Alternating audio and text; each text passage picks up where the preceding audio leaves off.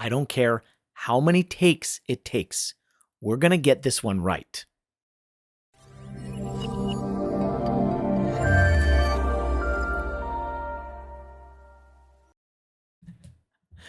I don't know what it is about this Yeti Nano here today, but this thing has been giving me the hardest time in getting this video recorded. I've been trying for about 2 weeks now to get it right, and I seem to always mess something up when I get time to get down to it. But here we are. I'm hoping this is the final take, our review of the Blue Yeti Nano. For those of you that are new to the channel, my name is Chris, your mic guy. I hope you guys like these videos. I hope you guys like this content. If you do, be sure to hit that like button at the bottom of the video. If you really enjoy this video here today, be sure to hit that subscribe button as well. It'll mean the world to me and lets YouTube know that I'm doing something that you guys are enjoying.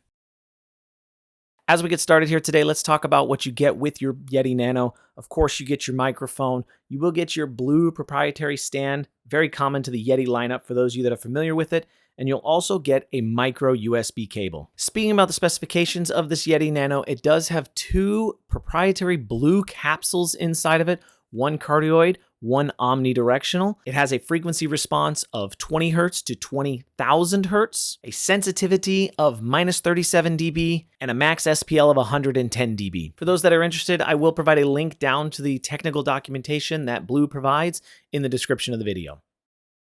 So Blue does market this microphone to entry-level streamers and content creators, and while I do think it could be good for somebody who could do that, I typically like to recommend dynamic microphones for anybody who's going to be in an environment that has inherent noise. You're working at a keyboard or you're around a noisy environment like a restaurant or something like that. The condenser microphones are typically more suited towards studio work or musical setups or something like that.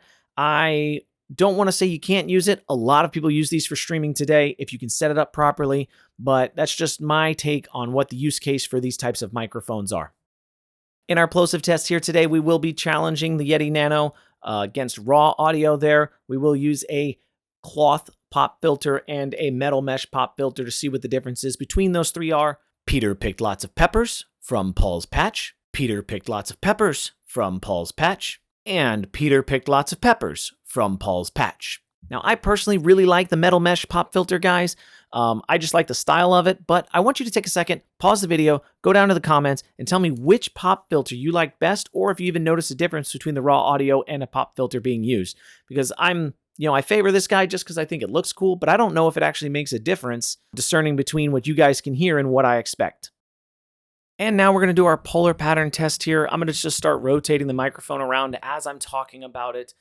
We are in the cardioid polar pattern. If you guys have questions about polar patterns, go check out the community tab on the page here today, because I do have a really nice post about what polar patterns are, how they impact audio, and what they can do to your surroundings, reflections, all kinds of things that get involved with that, and how they impact what you're trying to record or produce. And now I've switched over to the omnidirectional pattern. You should notice that we might pick up a little bit more reflection from the room because now there's no null zone in the microphone. But in terms of my audio, you shouldn't hear a significant difference in the way I sound per se as I'm rotating the microphone around. I should stay clear. I should stay the same all the way around with that same kind of reflection in this room. So now we're back on that cardioid polar pattern, and I'm standing about arm's length away, and the intention of this is just to show you how much the audio changes the further away you get from it.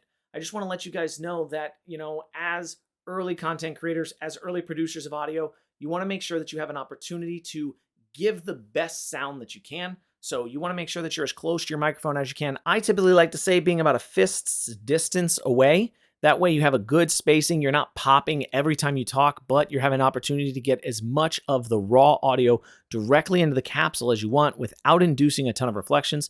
Plus, you can turn that gain knob down just a little bit because you're closer, and you, again, don't put inherent noise that you get from the microphone itself, too. So now we're just going to tap our microphone stand here as we're moving up the pole, and then we're going to make it up to our microphone to show you what it sounds like if you're inducing vibration or actual shock to the microphone itself. The reason for this is if you don't have it on a shock mount and you have this mounted to a hard surface, you could induce these types of sounds just as you're tapping on a desk, working with a keyboard, clicking a mouse. Things like that can get induced very easily to some of these microphones.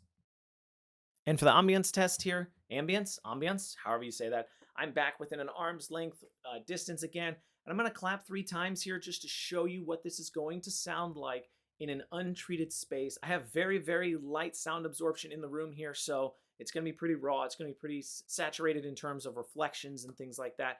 So that was in the cardioid puller pattern. We're going to switch over to the Omni and show you what that sounds like. So as we come to a close here, I just want to say that the Yeti being in this price range is a little bit of an oddball in 2021. It's one of those microphones that I think when it originally came out, the Nano was a good priced unit, but as the market has gotten more competitive, it just doesn't seem to fit as well anymore. During the test here today, max SPL to me was not quite where I was expecting it. I had to completely cut out my proximity test because of the fact that this thing just couldn't hold it. That 120 dB max SPL seems very lenient, very overzealous, I would say, in terms of what it's expecting. And that might be only for the omnidirectional pattern, and it might not be the same for the cardioid. It just didn't meet my expectations, which is kind of sad because I'm a fan of Blue products. I typically give them a good grade, but this one here just didn't seem to make it. Now, with the addition of Blue Voice and the multi-pattern options, it could be something that somebody could get if they required those types of things, if they needed that additional feature added to their audio setup. But outside of that, I just feel like there's too many other microphones in the market today. The Rode NT Mini USB, ATR 2100X, Samson Q2U, and I think you get a whole bunch more features that people are going to like. Would I recommend it? Probably not. Unless there's a way that you have to use the features that are available in this microphone today. Can't recommend it in 2021. I would suggest going somewhere else. It's unfortunate to say, but that's just the way that it is, and I'm being as honest as I can. If you guys enjoyed this video here today, be sure to drop in the comments what your favorite part was, what you guys want to see next, what you guys think I missed. If you all would be so kind, dropping a thumbs up would be amazing. Thank you for getting it to this part of the video. That means the most, honestly. But I don't have much else to say about the Yeti Nano. Hope you guys enjoyed the review. Thanks for watching. We'll check you next time.